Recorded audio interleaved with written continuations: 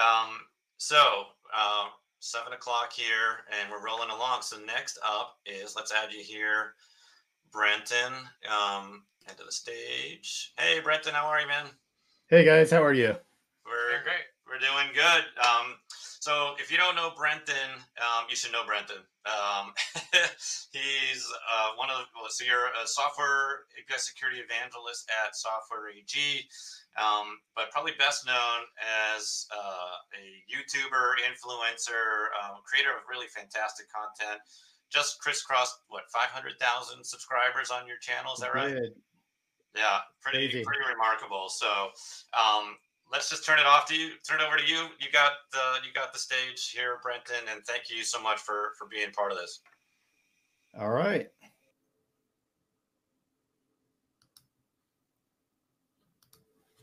All right, so let's get going here. So we're going to talk about the future of secure data with AI and cyber. Now, or as some would say, is there a future for secure data? So, and I hate to be the bearer of bad news, but you were all in danger. More about that later. All right. So, who am I? Well, my name again is Brenton House. I've been in the tech industry for 25 plus years, everything from APIs to AI to cybersecurity. So I'm an ex-hacker, developer, YouTuber, strategist, and now I'm vice president of digital evangelism at Software AG. Oh yeah, and you're all in danger. All right, $4.45 million. That's the average cost of a data breach in 2023, according to research done by IBM. $4.45 million. That's a lot of money. But let's take a look at some other numbers here to help add a little more sunshine to your day here. So 800 million records. That's how many records from verification.io were leaked, including names, email addresses, IP addresses, physical addresses, phone numbers, and more. 500 plus million records. The Facebook breach exposed over 500 million records with names, locations, and phone numbers. Twitter's API breach reportedly affected up to 400 million records, exposing private email addresses, phone numbers, Twitter IDs, names, screen names, verified status, location URLs, follower counts, and more. So something more recent, just this month, there was a breach that exposed 56 million records, and that was from the post-millennial website. And this breach included names, passwords, which a lot of breaches do include, phone numbers, email addresses, and IP addresses. 10 million records were exposed from an API hack of the Australian telco Optus. This breach included names, dates of birth, home addresses, telephone numbers, email contacts, passport, and driver's license numbers. So the Peloton API exposed 4 million records with names, location, weight, gender, age, workout stats, and more. Now, the story behind this API breach has an interesting twist that I'm going to talk a little bit more about here in just a couple minutes. So Peloton, Coinbase, Twitter, Duolingo, the list goes on and on, but these are just a few of the companies that had API hacked. While these numbers are staggering, I should probably clarify that these are only a fraction of the reported hacks and breaches. Now, these are the hacks that were publicly exposed. Every day, there are cybersecurity attacks that don't make it into the headlines. I mean, Twitter had a published API that had unsecured data, and an attacker was able to get to personal records of millions of users. Duolingo had or may still have an unsecured API that allowed access to info about users, what courses they were enrolled in, and more. Even Wordle joined in the game. So they have what was called a shadow API, and this is an API that attempts to use obscurity as their security. So the API has no security, and they hope that by not publicizing the API endpoint, no one will find it, I guess, and it would be secure, which we all know doesn't work. And oh yeah, if you want to know the answers to Wordle for the next month or so, just send me a message afterwards. But what does this have to do with AI? Well, let's take a closer look. Oh, and I know that was a lot of bad stuff I just told you about, but that's not the biggest danger I was referring to. I'll get to that doozy here in just a second, but let's talk about AI here for just a second. As you know, AI has taken the world by storm. I mean, you can't read the news, blog post, advertisement. It's on television. It's everywhere. You're hearing about AI. And it's no doubt that AI, and specifically generative AI, has disrupted everything. So it promises productivity enhancements, cost savings, and the creation of a seemingly infinite supply of creative works.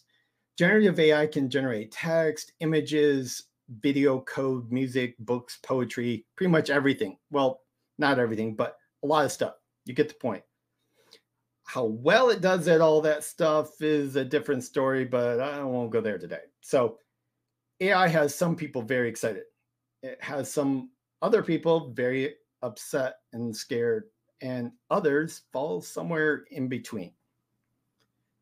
AI has disrupted the workplace. It's disrupted the economy. AI has even disrupted relationships and some family dinner conversations. So, but there is a dark side to this. AI has also disrupted your data. That's right. How do you think the AI models like OpenAI's GPT, Meta's Llama, and others have trained their models? With your data. In fact, it has disrupted the API world directly as well.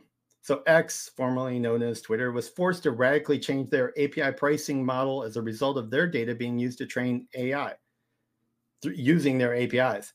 So, and it's not just about the data. Getting that data can be an expensive load on your resources.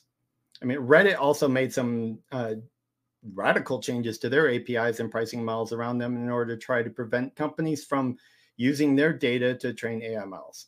On the other side, generative AI also needs access to APIs in order to add context to up-to-date information. For example, ChatGPT has an extensive set of plugins and the custom GPTs and the internet access it provides. It uses that and APIs to get data to add context to the models that the model might be a little bit out of date information, but that helps bring everything in up to date and add context to that. APIs are the preferred way to collect data because they provide a nice, neat, standardized, and structured format with a good format, with good documentation. According to recent statistics, the number of APIs has exploded, with millions of APIs in use today, providing a vast amount of data for AI models to consume. Now, research has also shown that API model management is expected to grow from 5 billion in 2024 to 34 billion in 2032. So earlier, I gave you some stats about the Peloton API breach. And this is actually a very interesting case to look at for understanding more about how APIs fit into the bigger picture of cybersecurity. So in January of 2021, a cybersecurity researcher discovered a flow that allowed an unauthenticated user to log in or to gain access to Peloton's API and user data for any user, even for those who had their profile marked as private. He gave the company the normal 90-day window to address the issues before going public. The data exposed included user IDs, instructor IDs, group membership, location, workout stats, gender and age, and more. So let's take a quick look at the timeline for this incident, as there's some lessons that we can all learn from their mistakes. Okay, first, a researcher discovered this vulnerability, which was multiple unsecured machine-to-machine APIs that existed on their system. The issue was reported to Peloton using their reporting system. Then came, well, nothing. There was no response from Peloton. A few weeks later, the API was fixed, meaning that only authenticated users could now access the API. Now I use the term fixed loosely, as the API now had authentication applied to it, but it did not have authorization policies applied to it, which means that once you were authenticated as a valid user, you could still access the data for any other user in the system. Now, Peloton was again notified that their fix was not sufficient. So after 90 days, a member of the press was informed and approached Peloton with the issue. A couple of weeks later, the APIs were then properly secured, and Peloton then went public acknowledging the issue, but by then, so much damage had been done. Most organizations have some kind of cybersecurity plan in place, but API security is often a blind spot for CISOs and cybersecurity experts. For instance, with the Peloton case, President Biden had a Peloton bike that he was going to bring into the White House. Now, cybersecurity experts locked down his bike and ensured everyone that was safe to bring into the White House. But what they missed was that someone going through an API would be able to see the private profiles of all users, including the President of the United States. So make sure that API security is an essential part of your cybersecurity initiative at your organization. Oh yeah, just a reminder, you are all still in danger of something bigger. But let's take a look at some of the battles you face every day first here. Sometimes it's you versus AI. There are two different kinds of AI forces that you need to worry about in this battle to protect your APIs and data. One is the mainstream API, and the other is from a dark side that we'll talk about a little bit more in just a second. First, let's look at the mainstream AI models. There's both public, private, open source, and a lot of other types of AI models. And let's take a look at what they're trained on.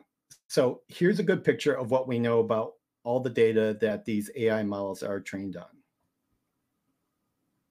Yeah, okay. Very little is known about the source of data that's used to train most of these giant AI models that we use every day. But we do know that it was a lot of data. I mean, picture the terabytes of data that was consumed to train some of these largest AI models that exist right now. When some of the interfaces to these models went public, it was discovered using some creative queries that some of that information was not theirs to consume. The New York Times has joined, I think, 8 other newspapers to sue OpenAI for allegedly using their data without permission. And there's also a growing number of artists and actors that are suing for unauthorized use of their content in training AI models. My point is that some of these organizations have shown that they'll stop at nothing to get the data that they need to keep that or get that competitive edge in the AI market.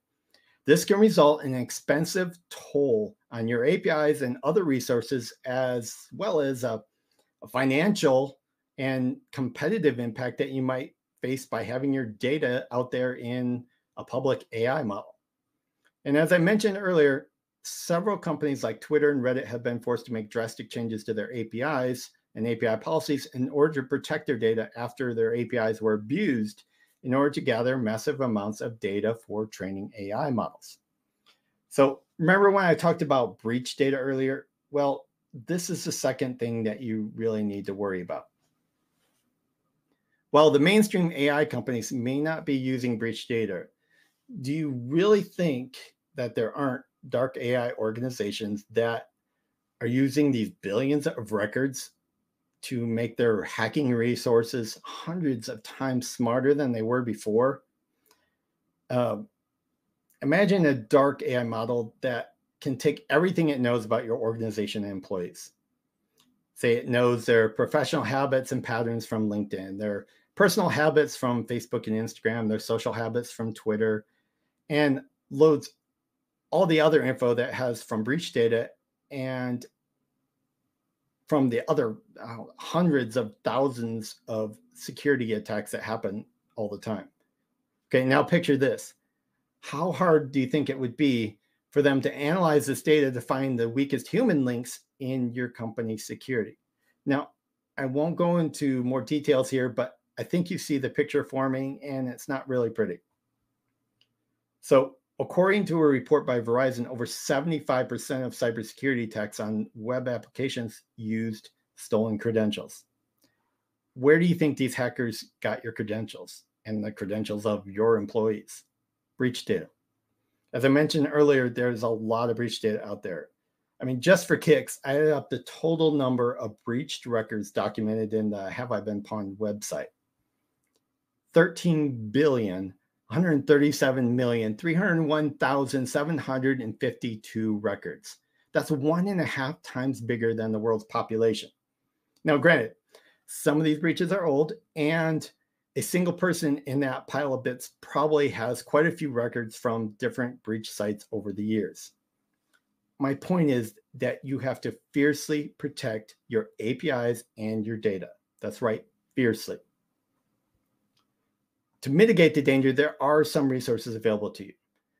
You've probably heard of OWASP Top 10 for APIs. It's a list that OWASP puts out that addresses the most common vulnerabilities found in APIs today. And it's been recently overhauled and got a shiny new coat of paint. Since it's changed a little bit from the first version, let's take a quick peek at what's in the 2023 version. So first on the list again, this year is the broken object level authorization, often called BOLA. This example would be is if an attacker is to substitute the ID of an API call with a different one and is able to gain access to the data that they shouldn't have access to. I mean, it seems far-fetched, but you would be surprised. So all of your resources need to run authorization checks before providing access to a client. So next up, we have broken authentication. So flaws in authentication can allow attackers to compromise user identities, use multi-factor authentication, and secure token handling to protect against this. So combining the excessive data exposure and the mass assignment from the previous list, we have broken object property level authorization. Now, this involves improper authorization checks at the property level. So in an effort to transform and bind data from clients, sometimes a vulnerability can creep in. And this happens when an API allows data from the client to save properties that the user shouldn't have permission to update. So best policy is to use whitelist and not blacklist, and make sure you have good policies on your API gateway. All right, next we have unrestricted resource consumption. Without proper limits on access to resources, an attacker can easily overload your API system. So using features like rate limiting, throttling, and some of the other features that you'll see in your API gateway and other tools can help protect you there. So next, watch out for the broken function level authorization. And similar to the BOLA, API endpoints used for admin purposes need to be secured as well. So one of the new guys is unrestricted access to sensitive business flows. Basically, if you have an API endpoint that's part of your business flow, protect it. For example, an attacker could bypass your website and use an API to buy up all of your stock of a high demand item and then resell it at a higher price. Or it could use your commenting API to spam your system. So moral of the story is secure all your API endpoints and remove the use cases that you really don't want exposed. So server-side request forgery, another vulnerability that's new on the list, but it's kind of an oldie but goodie. So this occurs when API fetches a remote resource, but without validating the user-supplied URL. So this should go without saying, but please validate user data. So security misconfiguration is another vulnerability you need to watch out for. And this is probably one of the most common. So human error is tough to protect against, but you can shift some of that responsibility to some of your resources like your API gateway and other things. So next we have improper inventory management, and production APIs are not the only surface area you need to worry about, because there's a lot of different other APIs. It could be public, external, open, internal, machine-to-machine, third-party, composite, even your beta testing APIs. So last but not least is the unsafe consumption of APIs. And your API is not a silo. Most APIs use other APIs to merge, consolidate, and populate your data. So the problem is that integrating untrusted third-party APIs without proper validation can introduce vulnerabilities. So having looked at the updated OWASP list, let's take a look again real quick at the Peloton API incident. So we can see that the Peloton API had the following vulnerabilities: broken object level authorization, broken authentication, and excessive data exposure, which is now included with the new broken object property level authorization. To put it simply, their API didn't check who you were, if you had permissions to do the stuff you were trying to do, and they were sending way more information than they should have over their API, including information about private profiles that were marked as private. Oh, and you're still in danger. And the one I haven't mentioned is pretty bad. So one of the biggest threats is doing nothing. So gone are the days that you can do nothing and depend on another team, another vendor, another product. Well, I'm not saying that you shouldn't take advantage of all your security resources. Absolutely do that. But this is everyone's job. And it requires you to stay up to date with the latest information and do your part. And if I haven't made this clear already, you need to fiercely protect your APIs. That's right, fiercely. Securing your APIs is critical, but this is much more than just a checkbox for your IT security team. Your teams need to understand APIs and how to properly secure them throughout their entire lifecycle, all the way from design to retirement. The foundation to any secure API policy is going to be a robust and mature API gateway. Then take advantage of all the other API security, integration, and management tools that can be used with your API gateway to lock down the security of your APIs and to protect and secure your data and other assets. AI and cybersecurity threats are rapidly evolving, and APIs are at the center of that universe. The key to staying ahead is understanding the landscape, knowing the resources that are available to you, and securing your data at all costs. With the right strategies, tools, and vigilance, you can protect your data and APIs and ensure a secure future that in this ever-changing world of AI and cyber. All right. If you want to learn more about AI, cybersecurity, and APIs, as mentioned, join the 500,000 plus other people like you who have become a YouTube subscriber. And you can find all the good stuff here at youtube.com/Brenton House.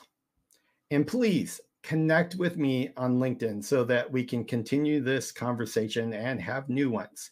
You can find me at linkedin.com/in/Brenton House. All right. Be safe out there, and we can see if I left any time for any questions. Hey there, Brenton. Thank you for that. Always love listening to you. And actually, there was quite a lot of chatter going on while you were talking. Amazing examples. It's always good to make these theoretical topics real, right? It's kind of shocking how many of these breaches I'm in. I'm in the Peloton one, I'm sure. Very scary. I'm in the Duolingo one, and we've lost all of our data for the 10th time. At least I don't know how many credit monitoring reports I'm on these days, but let's talk. I'm going to throw up a few questions here, and Wolfram had some interesting ones. So I don't know if you have stats or maybe just comments or anecdotes, but are we seeing IoT getting attacks through APIs as well? Have you run across that? IoT is definitely a growing market for hackers, because a lot of the new smart devices all have and use APIs to be able to connect to them and do other things. So as I think we have some sessions here today on, connected cars, but it goes everything from your refrigerator and other things. So definitely IoT is an exposed area for your APIs. I think everything is getting powered by APIs, not just your banking app, but refrigerator, smart cities, everything that's involved with those. Yeah, absolutely. I'm going to throw this one up. I'm curious if you. This is from Wilbert. Did you read about this breach that's just in the last 2-3 days about the washing machines? Let's see. Talk about vulnerability in the washing machines. I haven't seen that as a specific example, but that sounds like something that I would have tried to do when I was in college. But no, Yeah. I mean, yeah. Hack APIs to get your laundry done for free. Which Yeah, is I know. They didn't. My washing machines didn't have APIs back when I was in college, but that's an interesting one. I'm going to go look up that story. Can probably add that to one of my future presentations. That's interesting. So I read about it, and yeah, I think you're right. Like these two students, I don't even know washing machines were internet connected now. I remember what a pain in the ass it was to collect quarters for like weeks on end to try to be able to do laundry. But no, they were able to. Correct me if I'm wrong here. They were able to like set their account balance to like $1 million or something like that, right? Yeah, they got a hold of the documentation to the washing machines, and then they found broken function level authorization vulnerability mixed in with some business logic assumption. So it assumed that if the laundry machine was receiving the request, that the validation of the account balance had already been done. And so it was just saying, oh, you have this account balance. Okay, you want your laundry done? Here you go. Yeah. I can already see the headline for exposing that, like airing your dirty laundry, or no. It's pretty wild. Let's see here. This is a more technical question, and you're a technical guy. So I'm curious. I definitely get questions from folks about like, hey, can't I just protect myself with encryption and just make sure, like all this data is flying, over the internet in an encrypted format? Like, what's your take on that? Encryption is good and necessary, but usually there's a vulnerability somewhere on some system, even when it comes to encryption, because things have to be decrypted. Things have to be stored somewhere, and you never know where a weak point in the whole system is going to be. And that's why you have redundancies and things like with the API security, because you assume that one thing might get targeted, but you have another system that might be able to be there to kind of protect things. Yeah, always taking the layered defense in depth approach to security. Best bet there. Absolutely. Yeah, I mean, and honestly, like, what we see in all these breaches, right? What happens, right? The attacker goes to your website, they click every button and fill out every field, and then they watch the traffic to find the API calls so that they can go straight there. I mean, this is what you do for a living, right? Just, for good, I hope. Yeah. All right, for good. But the point is like, it's not encrypted when it's still in the browser, right? So, it encrypts as it leaves your machine and goes onto the wire, right? But it's still like all that API traffic is still visible to an attacker, right? So I don't know, it feels like there's this belief that APIs are kind of invisible and no one's going to find them and we don't need to worry about it. Like, why would Duolingo have left that endpoint, or to put Peloton, why'd they have left that endpoint unsecured? No idea. I really think that it's not deemed as important enough for a lot of teams. Hopefully now, like every year, I think it gets more and more important. And that's why I think it's really great that you guys have API University, because I mean, look at how many people register for this and how many people are interested in learning about API security, because people are starting to realize how critical it is. Yeah, no, it's really remarkable. Well, thank you, Brenton, as always. Really, my pleasure. Thank you very much, Dan and Corey. Thanks so much. Yeah, no, thanks for joining us.